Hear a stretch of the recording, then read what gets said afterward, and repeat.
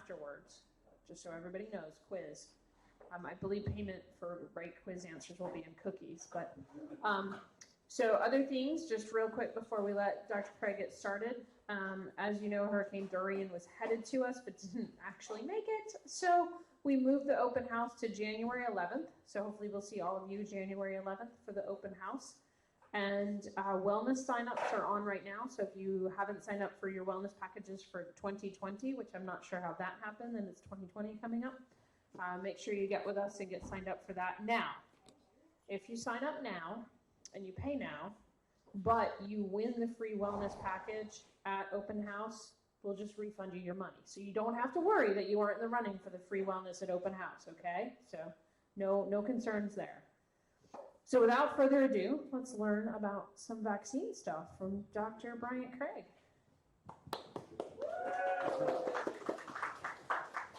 Thank you. Thank you guys for coming out on this wonderful weather-filled evening. And I apologize, I live in Oklahoma City, and it was 17 when I left to come out here, and I think this followed me. So it warmed up a little bit, but not the sunny Florida fall I was hoping to get to come to. So, as Dr. Latcher mentioned, we're going to talk about vaccinology tonight, a little bit why we do what we do, and things we can do to complement our vaccination programs. And she's informed me that you guys are a well-educated group, so I am a little nervous about the questions I might get afterwards, but hopefully we can get them handled between the two of us. So just kind of an outline of what we're going to go through, biosecurity, some vaccinology, kind of emphasis on the senior horse, and then a breakdown on the equine flu and what's going on in that world out there today. So when we talk about biosecurity, just kind of a catch-all phrase for prevention of disease, and protection from any external threat, so a bacterial, viral disease, anything out there maybe circulating in that horse population. First thing I want to do is go through just a couple of outbreaks that we have consulted on in the past few years at Merck. We get calls from practitioners across the country, and sometimes we get some interesting cases. And this one was a good lesson in the flu.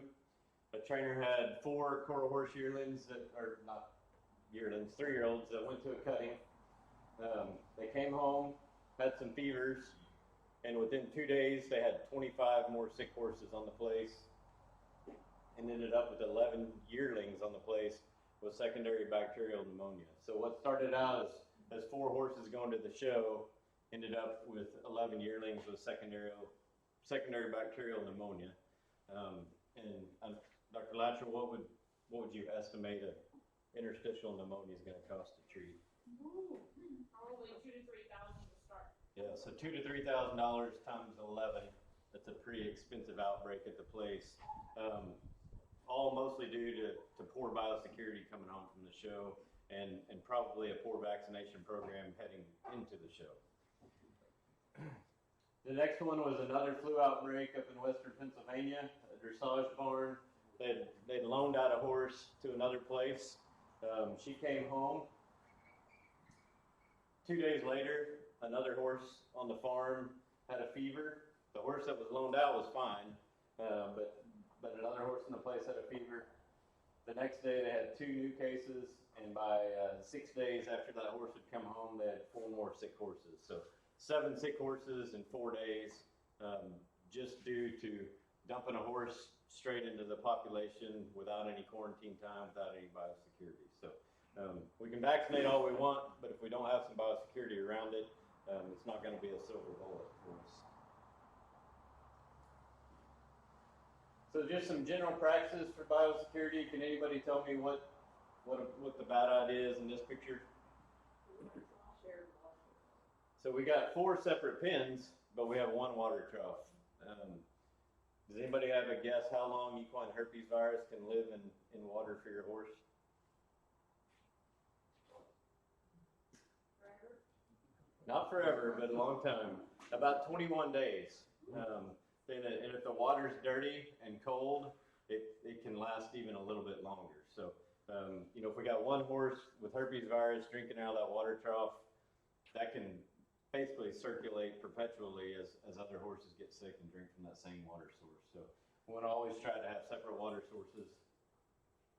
Hand washing between animals, no different than what we do between each other. I mentioned separate water sources, and then you guys don't have to worry about it as much, but when you have this type of weather and you're wearing a coat to the barn, if you have a sick horse and they wipe their nose on your sleeve, the next day you put that same coat on and maybe go groom a different horse, that viral material or bacterial material can still be there and cause that infection to jump from horse to horse via the human. So, how long does it live on your clothes? that 24 to 36 hours usually. Your clothes, it doesn't last nearly as long as it will on water, but it can last a 24-hour period. So just monitoring good horsemanship is the main thing. Make sure they're eating and drinking normally. So I'm sure you guys are well aware of that. I always try to recommend twice daily temperature monitoring when we're on the road. So if you're going to a show, going to a trail ride, whatever your horse does for a living, if you can get a temperature on a morning and evening, that's the first sign we're going to get a sickness. Nasal discharge, cough, depression always comes later, but that fever will be generally the first thing you're going to see. So you can get a good head start if we get a normal temp. When we talk about what we're doing on the way back home, again, segregation of those horses. Don't just bring a horse from the show and dump them right back into your yearlings and broodmares and those things. If we can, we want to keep those performance horses away from the mares and foals. So how many people in here have mares and foals in their place? Anybody? We got one in the back? Okay. So if you have young horses on the place, it's best to kind of keep them separated from the older ones that have a job and are leaving and coming back and forth. And then as we prepare for travel, I think pretty self-explanatory to only take healthy horses, but you'd be surprised probably what Dr. Latcher is confronted with sometimes, and myself when I was in practice, that you've been working all year towards the show and you pop a fever 3 days before. It's sometimes hard to stay home, but that's the right thing to do. Consider any recent exposure those horses may have had. That health certificate process is there for a reason. And vaccination, if you got a show coming up Saturday, today is not the day to get your horse vaccinated. It was 2 weeks ago. So it takes some time for that vaccine to take effect. And, when you're on the road, I always like to carry my own buckets, my own feed sources and everything else. Don't ever rely on what's in the stalls wherever you're headed or at the trailhead or whatever you may be doing. Bring your own water and feed receptacles. And when we get home, again, I keep making this point, but it's an important one. Wait before you return them into that general population if you can. And then for that first few days to a week, if you can get at least a once daily temperature on them, it can be very helpful in preventing an outbreak from spreading on your farm. This is just a poster that we put out a couple of years ago. Kip, is that right, on biosecurity? But I put this just for this picture up here. I think it's a good example of that one horse within about 5 days can turn into a large outbreak. And we're going to get into a real life scenario where that proved to be very true here in a few slides. So on to kind of the meat of the lecture tonight, and that's vaccinology. And just kind of to start, as I mentioned, vaccination plays a major role in the healthier horse, but if we don't couple it with biosecurity, we can't really out-vaccinate disease. We got to have some help with biosecurity principles and make sure we're selecting the proper antigens. So that's why it's important to get with Dr. Latcher, figure out what your horse may be exposed to, what their dangers are, and tailor that vaccination program around those, and know your regional risks. So, some areas up in the Northeast, anaplasma is a big thing, but don't really see that down here in Florida. Thank the Lord we don't want that down here. Strangles can be something that's seen sporadically different places. So just those type of things and knowing what to put in your vaccination protocol. So who's the ideal vaccine candidate on your farm? Basically everybody. So from your yearlings to the breeding stallion, the mare and foal, to the horses you're using, you know, they're all exposed to similar things, and all are going to benefit from a vaccination program, and your herd will too. You know, the most important thing about vaccination is that herd immunity and keeping exposure down. So again, I mentioned earlier, we need about 2 weeks for vaccine to take effect, and that's in a well-vaccinated horse. So that's a horse that's had a proper initial series and then has been vaccinated for several years. Even when that booster is given, it takes about 2 weeks to get the full response from it. If we're talking about a horse that's never been vaccinated before, it takes a little longer period to get that immune system primed. And we also want to consider any health or stress issues that might have occurred. We don't want to haul a horse immediately before or after vaccination if we can help it. Now, from here to back to the farm isn't any big deal, but to get on a trailer and go 2 hours or 8 hours across the country can affect that vaccination process.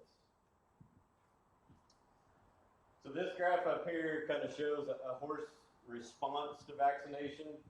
So when we look at that first little bump there on the graph, that would be what the immune system is going to respond on their very first shot. So if we have a yearling or a 2-year-old that's never been vaccinated before, they get their first dose of a vaccine, we're going to see a response, but it's small. And that's why we're always going to recommend coming back in that about 4-week period and give a booster. And when we give the booster, you can see we get about 4 times the response as we do from the first dose of vaccine. So that's what's very important. If we get a horse that's never been vaccinated before, or you get a new horse and it's an unknown vaccination history, we want to make sure we give that primary dose and then come back and get that booster about 4 weeks later.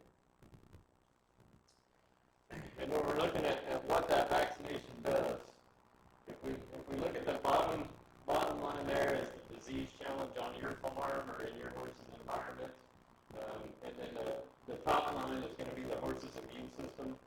That'll be their immune system alone. As we vaccinate, we're going to raise that resistance level, so we're going to increase the space between the challenge and the horse's immune system.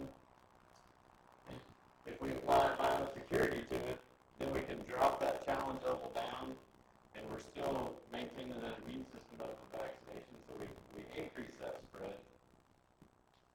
But if we throw biosecurity out the window and stop vaccination, that's when we see a lot of the disease symptoms show up. So if we couple biosecurity with vaccination, we get a nice spread there between the threat. So if we kind of get behind our vaccination schedule or forget about biosecurity, that's when we're going to get into trouble. Moving on to diseases of concern or what you may need to be looking for in your vaccination program. The AAP, or American Association of Equine Practitioners, puts out a vaccination guideline that we kind of all, as veterinarians across the country, go by. And we have core vaccines and we have risk-based vaccines. So the core-based vaccines are going to be Eastern and Western encephalitis, tetanus, West Nile virus, and rabies.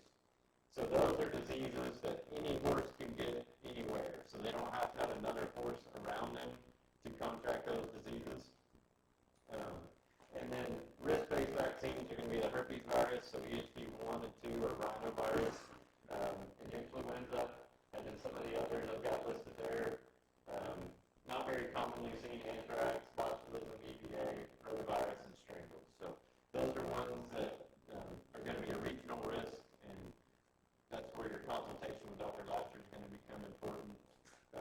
You guys do flu rhino, any of that, you do any of the rest of those. So flu rhino is the most common risk-based vaccine to give and the biggest threat, especially in this area.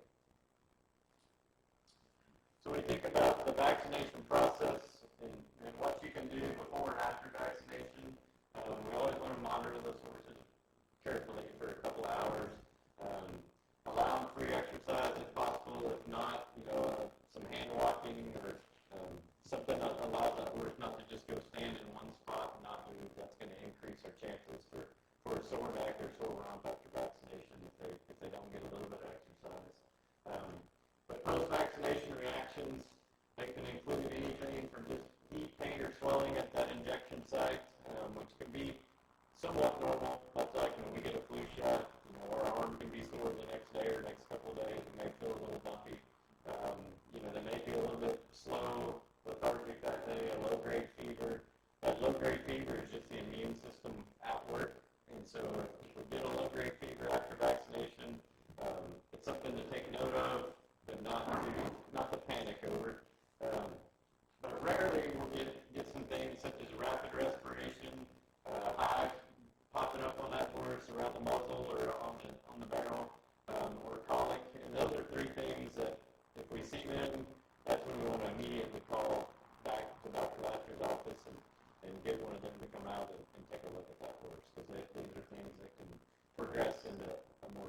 situation. So just things to think about as you're scheduling that vaccination appointment. So how many of you have a senior horse? So that's becoming more and more common. We've gotten much better at taking care of those older horses. When I first got into practice, 25-year-old horse was pretty old. 30-year-old horse was not unheard of, but we didn't see them all that often. And now, what's the oldest horse you guys take care of? 37. Yeah, so 37. I hear 35, 37 quite commonly. So we've had to get a lot better at taking care of that senior horse. I throw these questions up here, kind of rhetorical questions, but do they need vaccination? Absolutely. How often?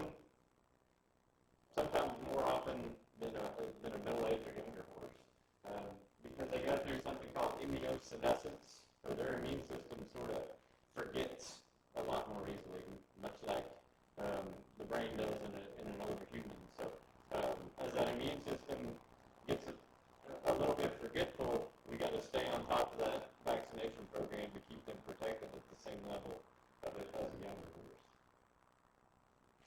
So we got several things at play there, from Cushing's disease, as they're losing teeth, their nutritional status can go down, and we get a much more variable response to vaccination just because that immune system's starting to falter a little bit. So equine influenza virus, how many people are familiar with that? Dr. Latcher raised her hand because she is immensely familiar with equine influenza virus. So we look at equine influenza in the same family as human influenza. It's what we have is we call H3N8. So if you pay attention to the news stories on human flu and the canine flu out there, canine flu actually has two different flu strains. One is actually H3N8. So the horse, we were kind enough to give dogs our flu at one point. But the one that they really worry about now is an H2N7. So it's a different flu than what circulates in the horse.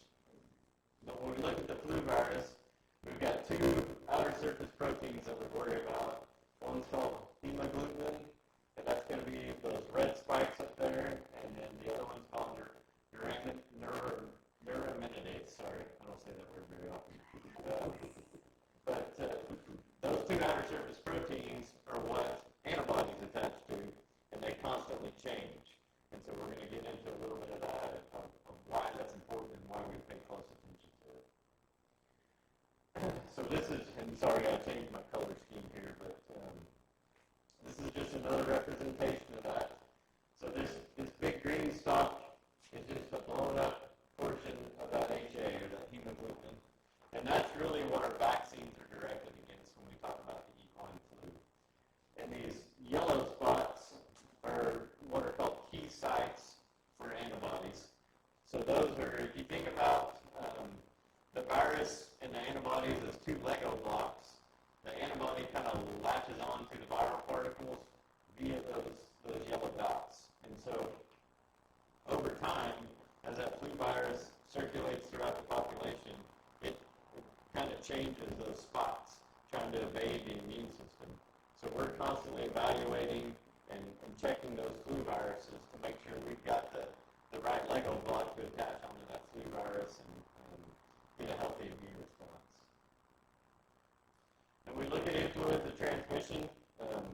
I throw this picture up here. It's probably a little bit small for you guys to see, but it's just a row of horses in open paddocks. Flu can travel up to 50 yards from one horse. So one cough or one sneeze, you get a little bit of a breeze, and that viral particle can really sail. So the horse here at the front, this gray horse, can infect the horse down at the end of that shedder row very easily. So direct contact between horses, aerosolization through the air, or an indirect route such as I talked about in your clothes or feed wagon or something of that nature is a pretty common method of transmission. Virus survival is going to be about 48 to 72 hours on a wet surface, so anywhere around a water source, and then around 24 to 48 hours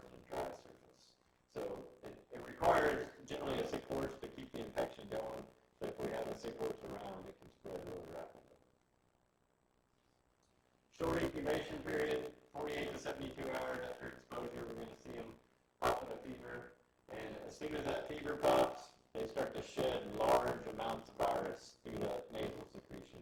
So that's when we get into a problem. So if that horse pops a fever, what's the first thing that I would want you to do? Separate, right. You guys, she said you were educated, she was right. But a lot of times people are like, I'm going to call the vet's office, which is the second thing you should do. Because the first thing I want you to do would be to isolate that horse. So get them out of that population where they're not shedding virus all over the environment. And then worry about what we need to do next. Anybody got a guess what I got up there on the screen? So it looks like hair, and it is. Those are cilia in a horse's trachea. So they're hair-like projections in that trachea.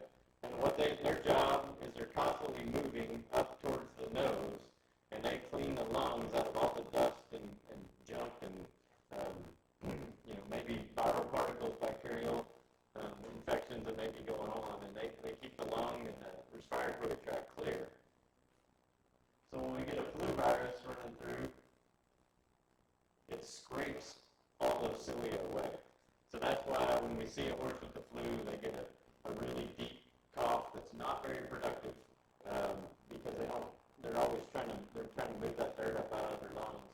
And without those cilia, they can't do a very good job. So that's why a horse that gets the flu stays sick for a really long time. Now, we generally recommend a week of rest for every day of fever. What would you say is your average febrile period in those flu horses? Flu horses, it's like 5 days. Yeah, so if we think of 5 days on the short side of it, that's 5 weeks out of work. 5 weeks out of work, then we're going to have to get back into work, and that's not going to happen immediately. So they can easily lose a couple of months in training, which, during the season, that's most of the winter season. So one reason we're so dedicated to preventing flu. So next, I just kind of want to take you back behind the scenes of vaccine production and how we keep track of the flu. Dr. Latcher uses our flu vaccine and her vaccine protocol and how we go about that. So how we go from the sick horse to bottled vaccine at our production facility. The first thing that we use in our tool bag is a biosurveillance program that we've got that Springhill is a part of, and it goes on all across the country. All those orange dots up there, all that hyper clinics that are involved in our biosurveillance. So we've got about 300 equine practices across the country. To date, we've got over 9,000 samples in our database. So we keep track and keep our finger on the pulse of what's going on in equine disease through this program. And we've got all ages, breeds, uses represented. And when we look at the body of that work over the last one, our 11th year of it now, EHV4 and flu are kind of our top 2 hits. When we look at respiratory disease, followed by strangles and then EHV1. So when we talk specifically about flu, when we went back a few years ago and looked at kind of what had been going on, from 2008 to 2010, about 80% of our samples were from the flu. 62% of those horses were young horses, 1 to 5 years. Oh, somebody up there. And 22% were 6 to 10 years old. But we've noticed something that kind of changed, and when we look at 2010 to 2013, we saw a 20% increase in flu cases, and 45% of the horses were 1 to 5 years of age, and 35% now were in that 6 to 10-year-old category. So we wouldn't have normally thought of older horses being that susceptible to the flu, but for some reason we're seeing more and more adult horses have been vaccinated, coming down with equine influenza. So we knew something was kind of a mess. And when we looked at the last couple years of biosurveillance, we saw in that spring of 2013 a huge rise in equine influenza, and it actually overtook EHP4 as our most commonly isolated pathogen. So again, we're kind of scratching our heads knowing something's going on here. And then the hit show came in the spring of 2013, and How many remember the herpes outbreak at the show in 2013? Was it a herpes outbreak, Dr. Notcher? It was a very small herpes outbreak, it was a very large flu outbreak. So there was about, I think, 13 to 15 horses that were EHV positive, but there were about 75 horses that were flu positive. So, so these are, obviously well taken care of, well vaccinated horses. Some of the most expensive horses on the planet riding around at that showground. And this flu outbreak was going through like wildfire. So, in the midst of all that, our biosurveillance program came in and identified kind of what was going on, and we shipped in 700 doses of our flu alert vaccine, which Springhill uses, and every horse that wasn't running a fever on that showground was administered a dose, and within 48 hours, 72 hours, the outbreak started to diminish, and within about a week it was gone. But a good lesson in that the flu vaccine that most of those horses have been given was not working very well. So in particular, one of the horses that we swabbed and found the influenza virus in was a 6-year-old warm blood gelly. He'd been last vaccinated on October 20th, so about 4 months earlier. So well within the recommended vaccination period. He had a fever of 103.8, nasal discharge, lots of signs going on. So we picked that horse to use his strain in our vaccine line. So we look at our equine influenza, and this is kind of a pedigree of equine influenza, if you will. Kind of started in 1963. There was a Miami 1963, so Florida has always been a big part of equine influenza, like it or not. That's split off into 2 variations, the European and American lineage of flu. The European lineage has kind of died off. We don't worry about it too much anymore. The American split into 3 different branches, the South American, the Florida, and the Kentucky. So again, Florida pops up there, and the South American and Kentucky branches have pretty well died off, so we remain with that Florida lineage. The Florida lineage then broke off into what we call clade 1 and clade 2 today. So clade 2 is predominantly in Europe. We haven't had a case on American soil yet. And then clade 1, which is responsible for what's going on in the United States and equine influenza now. So in that clade 1, you can see Ohio 03 is kind of the start of that. And then when we get up out here, Florida 13 is the most up-to-date strain out there, and what's circulating in the United States. When we look at the clade 2, Richmond 07 is kind of what's the classic clade 2 out there, again in Europe, China, and areas over across the Atlantic. I forgot how these levels are. We spoke to it already. So we look at our vaccine and kind of what's going out there today. We just this year went and typed several outbreaks that have occurred across the United States over the last 12 to 18 months. And we look at all the dark gray states, those are sites of flu outbreaks. And again, this is that HA stock there that the yellow line is pointing to, and you see those key sites. Next to it is Florida 13. And as you can see there, the key sites on Florida 13 match up exactly with what's going on out there all across the country. Even though we named it Florida 13, it's what's circulating from Washington State on into New York and across to Arizona. So that flu virus has gone where the horses go, and we found it in almost every horse-centric area in the United States, and it matches up well with that Florida 13. So we're very confident that what's in the vaccine that Dr. Latcher's using is going to be very protective in your horse herd and with what's going on across the country. The next thing I want to talk about is flu alert, which we mentioned was kind of the savior at the HIT show a few years ago. I don't know, do you want to relate your experience with flu alert there? Yeah, I'll have to come up there and do it. It's a story. So to be clear, do not allow me to be in charge of making sure your horse has been recently vaccinated.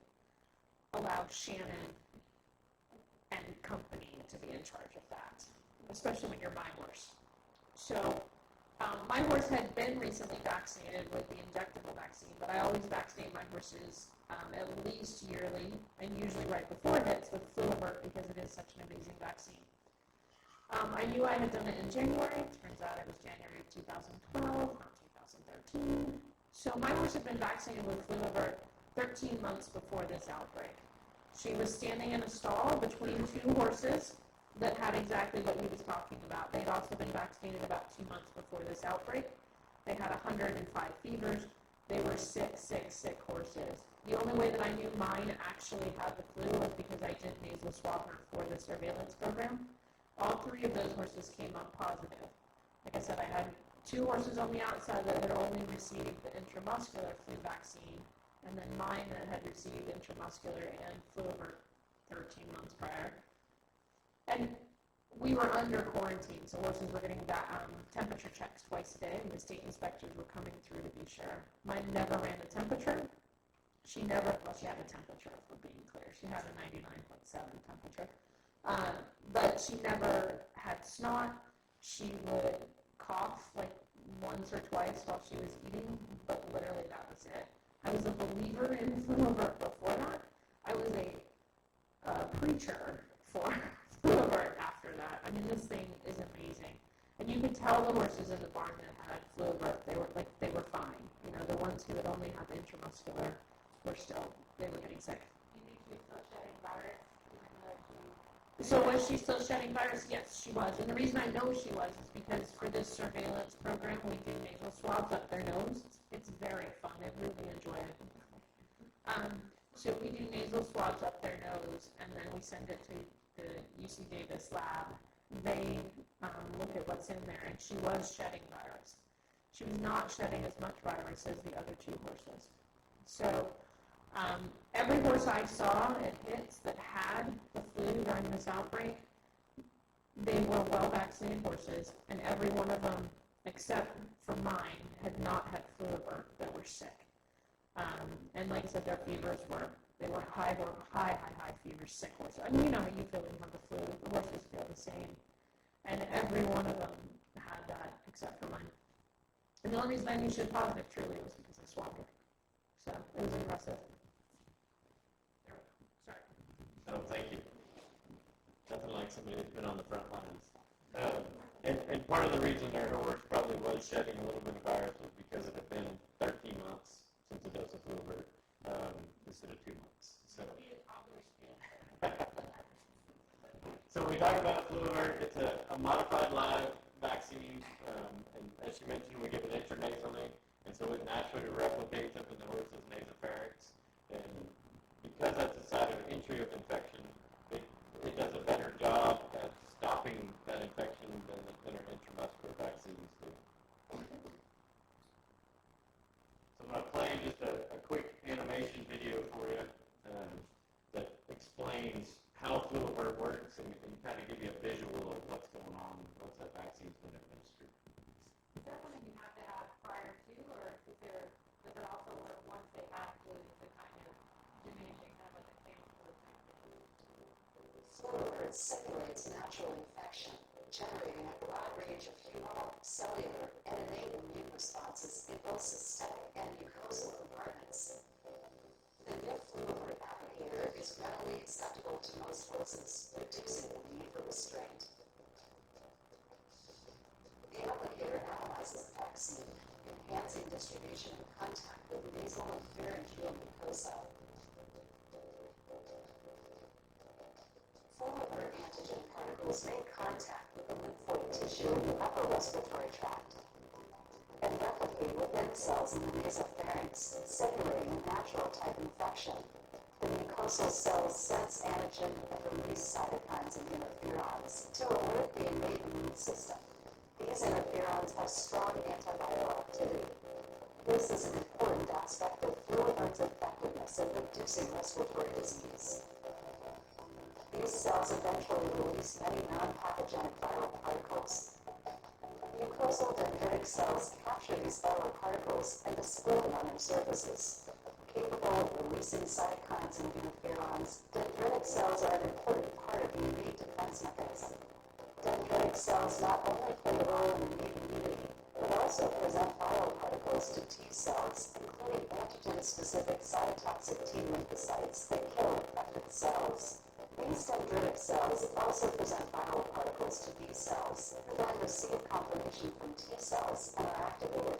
The B cells differentiate into plasma cells that manufacture antibodies specific to the infecting viruses. These plasma cells release equine influenza specific antibodies in the face of an infection. They come in the form of IgG and IgA antibodies in measles patients and moderate levels of circulating IgG antibodies. These antibodies neutralize free viral particles in a wild-type infection, preventing them from infecting host cells, an example of the humoral immunity provided by fluid protection. One powerful dose of long-lasting immunity.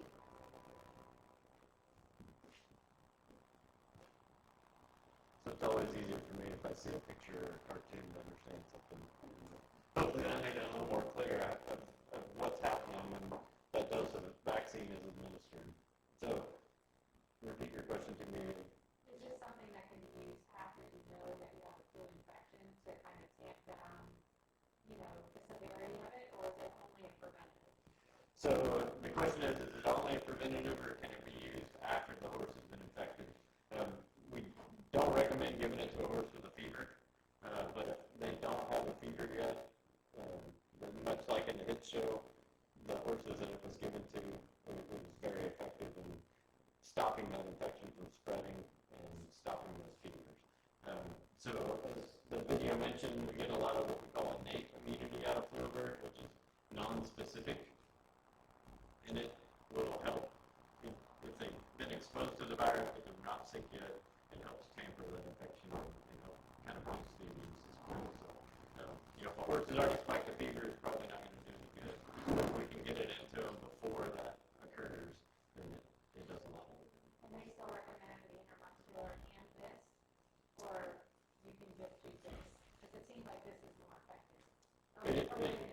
Yeah, so it can be more effective, especially, so fluoride, in a well-vaccinated horse, we see benefit within 48 hours. In a naive horse or horse that hasn't been vaccinated, we see benefit within 7 days. So with the intramuscular vaccine, it takes about 14 days for that to ramp up, but within the fluoride, it works a little quicker. But as far as the benefit of one over the other, do you want to speak to that? Or?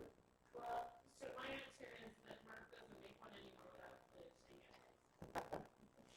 So we do get some synergism just because the two work in different ways. You get more humoral antibodies with the injectable vaccine. You get better cell-mediated protection with the modified live. So we kind of get all three arms of the immune system primed by using both products. So that answers your question. So we look at just vaccination overall. What role do vaccines play? Probably the biggest thing is reducing that viral shedding. So with flu, herpes, Eastern, Western, any of those, by having that immune system primed, we're not going to see near as much virus spread out into the environment. So that's when I talk about herd immunity. We're going to keep that up by keeping everybody vaccinated. And then decrease clinical disease. I'd like to stand up here and tell you that, 100% of the time vaccines are 100% effective, but we all know that's not quite true, but we will see a huge reduction in clinical disease, and most of the time get 100% protection, but just not all the time. Next thing I kind of wanted to go over is how our vaccines are produced and what's in them. Talk a little bit about antigens and adjuvants, two words which you might hear a little bit. When we talk about antigen, that's when we're talking about equine influenza, Eastern and Western encephalitis, strangles, those things. The antigen is the actual part of the disease that's in the vaccine to stimulate the immune response.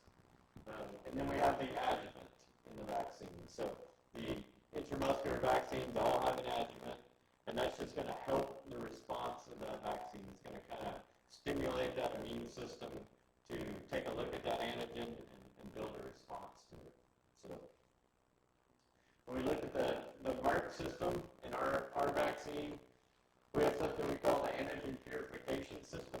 So during vaccine production, we grow a lot of virus in a media, and when it comes time to purify it to put in the vaccine, all we want to put in that vaccine are the antigens. But we get a lot of proteins, debris that occur through that antigen production. So we run it through a proprietary filter, and this will be that growth media. Prior to the filter, you can see the black and gray substances would be the extraneous debris and proteins. And if we get those in our vaccine, that's when we start getting a lot more soreness, a lot more depression and fever and colic and those kind of things. So after we run it through the filter, we're left with almost a pure antigen media, which makes the vaccine process a lot smoother. And the next thing we have as part of that component is our adjuvant. It's called halogen. And what the adjuvant does is not only does it stimulate the immune system and give it a longer look at that antigen, it also keeps that antigen in suspension. So it's almost like a gel matrix is kind of what that picture is representing. That keeps that antigen floating up in the liquid instead of settling all down at the bottom. So we get a very consistent vaccine experience for those horses. And what I've got up here is just a picture of a couple different adjuvants. So the one on the left, the yellow one, you can see we've got some separation there. We've got liquid on top, and that's all antigen on the bottom. So if we were to pull a dose of vaccine out of that bottle without mixing it up and making sure everything's homogeneous, we might get either all antigen or all adjuvant, neither of which is desirable. On the right, you can see that's all the same color and same consistency. That's the halogen adjuvant with antigen in it. So we know every time we pull a dose, we're getting a consistent dose of antigen and adjuvant, just like it's supposed to be, and it gives us a lot smoother vaccine experience. So we look at vaccination choices that are out there. We've got our Prestige line, which is going to be our inactivated vaccines that Springhill uses, and then Fluivert, which is going to be our modified live. When we use Fluivert, are you guys pairing that with Prodigy, or what do you do for your? We use Prestige 5 and we do. Okay, Prestige 5. So Prestige 5 has the EHV1 forward in it as well, and then our Prodigy vaccine has the EHV1. The last thing I kind of want to bring up, and something that's an important point, is our Merck vaccines guarantee. So we stand behind all our products that these guys use, and for all the antigens that your horse is being vaccinated for, if they come down with one of those diseases, then Merck is going to provide assistance to treat that horse, so that you're not out of pocket for any of that treatment. The caveat there is the vaccines have to be administered by Dr. Lasher or one of the associates, and it's going to provide treatment in case of any of that infection. So not something that we do for vaccines that are purchased outside the vet clinic, but if the vaccines are administered by the veterinarians, then that guarantee will be put in effect. So basically, kind of an insurance policy for you guys when you bring your horse in here to be vaccinated. So with that, I'll open up questions for myself or anybody else in the room that might have an answer. So even if you went to a horse show and you were, walking through with the charts and you had a coin on you, you go home and you're with your own horses, you could still give them that virus. Absolutely. So yeah, if you guys didn't hear the question, if you went to a horse show and you're walking on the shed row and maybe a horse coughs or sneezes on you, or you brush up against them, and then you come home and go out and feed your horses, you could be the sentinel for that.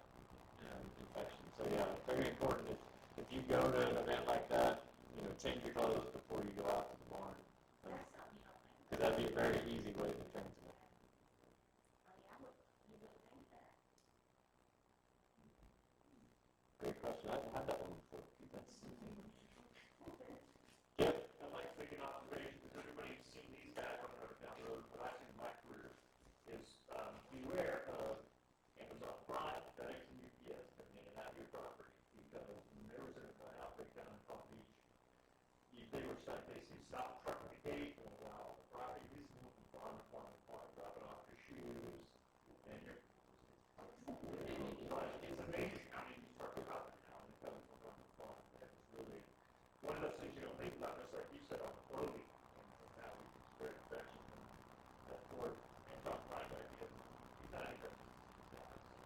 And not only am I trying to make a farrier, somebody come to work on your tractor or whatever else. So.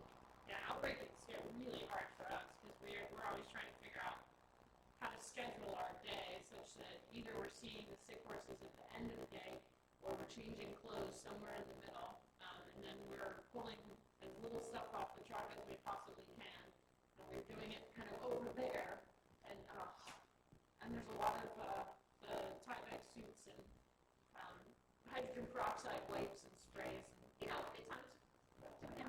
Yeah, that's another great point. If you do have a sick horse on the property, always make sure that's the last one you go take care of. It's always tempting to go take care of it first in the morning because you want to see them and see how they're doing. But don't go do that and then go take care of all the wild horses. But if you do have an infected horse on your property that you need to isolate, how far away from the rest of the horses do they need to be? At least 50 yards. If it's the flu, 50 yards is at least 50 yards is going to be ideal.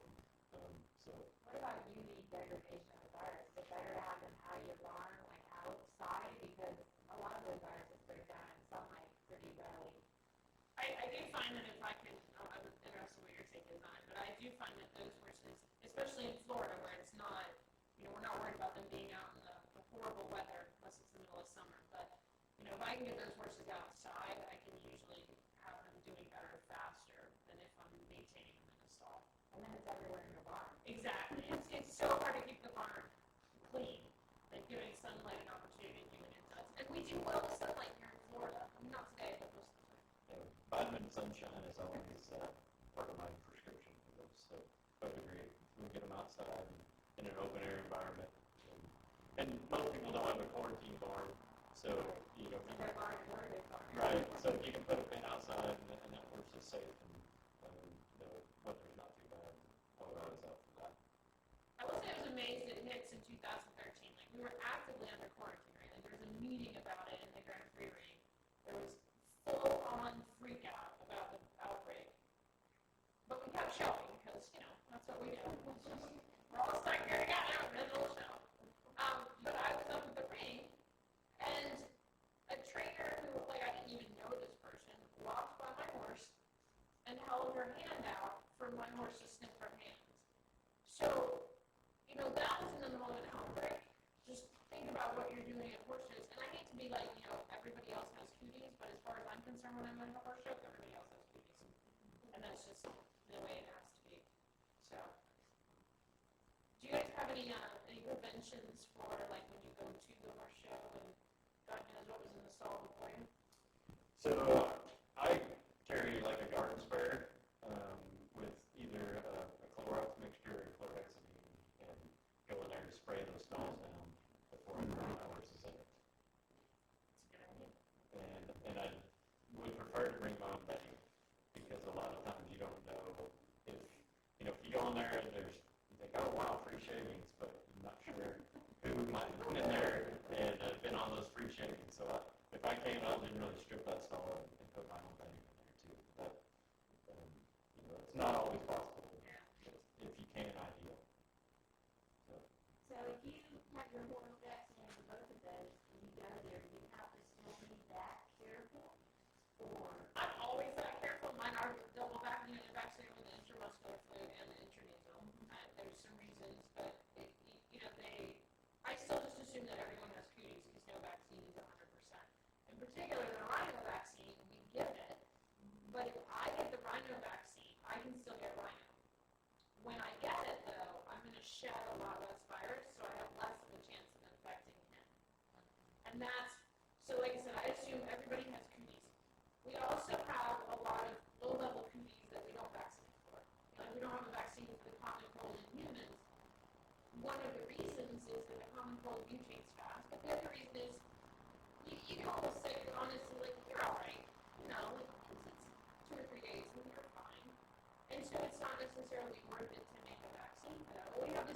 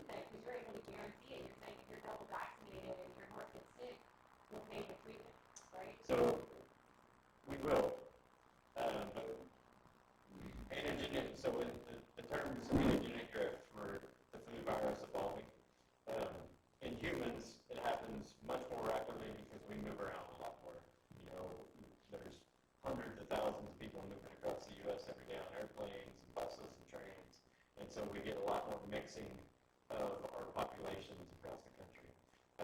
Horses, it happens, but just not as rapidly.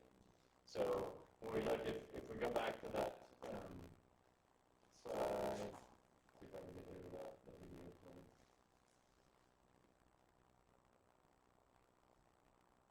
So if we look at this kind of gives you an example.